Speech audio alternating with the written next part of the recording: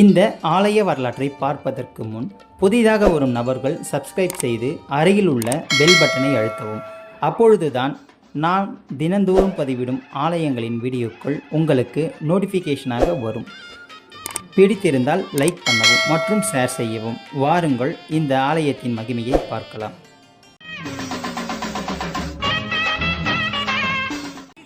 தெய்வங்களை உணரும் ஆன்மீக பயணத்தில் இன்று நாம் தரிசிக்க போகும் ஆலயம் அருள்மிகு திருவாச்சூர் மதுரகாளியம்மன் திருக்கோவில். தல வரலாறு. சிலப்பதிகார காவிய நாயகி கண்ணகி வரலாற்றுடன் தொடர்புபடுத்தி இங்கு அம்மனின் வரலாறு செவிவழி செய்தியாய் கூறப்பட்டு வருகிறது. கற்புடைய தெய்வம் கண்ணகி தன் கணவருக்கு இழைக்கப்பட்ட அநீதியை கண்டு மனம் பொறாமல் கோபம் கொண்டு மதுரையை எரித்த பின் மன அமைதியின்றி அலைந்து கொண்டிருக்கையில் இத்தலம் அடைந்து அமைதி கொண்டாள் எனவும், கண்ணகியை கொண்டு மதுரையை எரியூட்டிய மதுரை காளியம்மனே இத்தலம் விரும்பி அமர்ந்தாள் எனவும் பெரியோர்கள் கூறுகின்றனர்.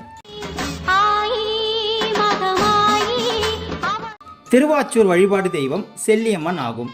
ஒரு மந்திரவாதி தனது மந்திர வலிமையால் இந்த அம்மனை கட்டுப்படுத்தி தீய செயல்களுக்கும் பயன்படுத்தி வந்துள்ளான்.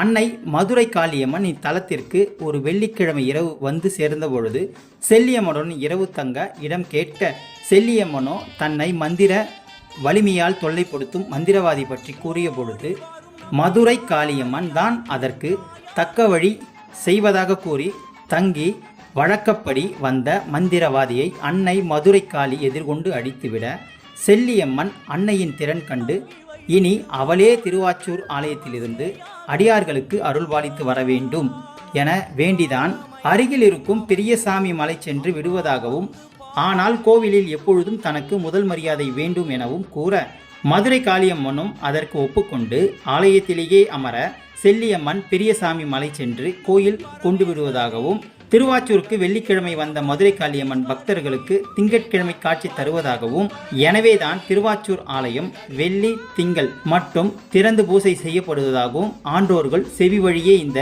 அரிய வரலாற்றை தெரிவித்துள்ளனர். இந்த நாட்கள் தவிர ஆலய சிறப்பு திருநாட்கள் சிலவற்றிலும் ஆலயம் திறந்து பூசை செய்யப்பட்டு வருகிறது. மற்ற நாட்களில் மதுரை காளியம்மனும் செல்லியம்மனுடன் பெரியசாமி மலையில் தங்குவதாக ஐதீகம் உள்ளது. மதுரை காளியம்மன் என்ற திருப்பெயரே பின்னாட்களில் மருவி மதுரை காளியம்மனாக வந்ததாக கூறுவார்கள். சினங்கொண்டு வந்த மதுரை காளியம்மன் இங்கு வந்து அமைதியுற்று பக்தர்களுக்கு பல இனிய நிகழ்வுகளை அருள்வதாகவும், மதுரை காளியம்மன் என்ற பெயர் பெற்றால் என்பதும் பொருத்தமுடையதே ஆகும். மதுரம் என்றால் இனிமை. செல்லியம்மன் தனக்கு முதல் மரியாதை தர வேண்டும் என்று கேட்டதற்கு ஏற்ப பூசையின் போது தீபாதனை காட்டுகையில் முதலில் மலை நோக்கி மேலே தீபாதனை காட்டிவிட்டுதான் பின்னர் மதுரை காளியம்மனுக்கு தீபாதனை காட்டும் வழக்கம் இன்று தொன்று தொட்டு நடைமுறையில் இருந்து வருகிறது. ஆண்டுதோறும் சித்திரை திங்கள் அமாவாசைக்கு பின் வரும் முதல் செவ்வாய் அன்று பூச்சொரிதலுடன் தொடங்கி அதற்கு அடுத்த செவ்வாய் அன்று காப்பு கட்டி 13 நாட்கள் பெருந்திருவிழா சிறப்புடன் நடைபெறுகிறது. மேலும் தமிழ் ஆங்கில வருடப்பிறப்பு நாட்கள் ஆடிப்பெருக்கு, புரட்டாசி நவராத்திரி 10 நாட்கள், ஐப்பசியில் தீபாவளி திருநாள், கார்த்திகையில் தீபத் திருநாள், மார்கழி மாத பிறப்பு, வைகுண்ட ஏகாதசி, தைப்பொங்கல், தைப்பூசம், மாசி மகா சிவராத்திரி ஆகிய நாட்களில் இத்திருக்கோவில் நடை திறக்கப்பட்டு வழிபாடு செய்யப்படுகிறது.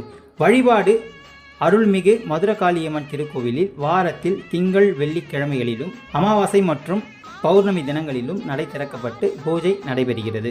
மற்றும் சில குறிப்பிட்ட பண்டிகை நாட்களில் மட்டும் திருக்கோவில் நடை திறக்கப்படும். காலை 6:30 மணி முதல் இரவு 9 மணி வரையிலும் சன்னதி திறந்திருக்கும். காலை 11 மணிக்கு அம்மனுக்கு அபிஷேகம் நடைபெறும்.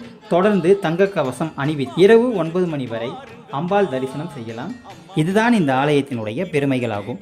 இந்த ஆலயத்தின் வரலாறு உங்களுக்கு பிடிக்கும் என்று நான் நம்புகிறேன்.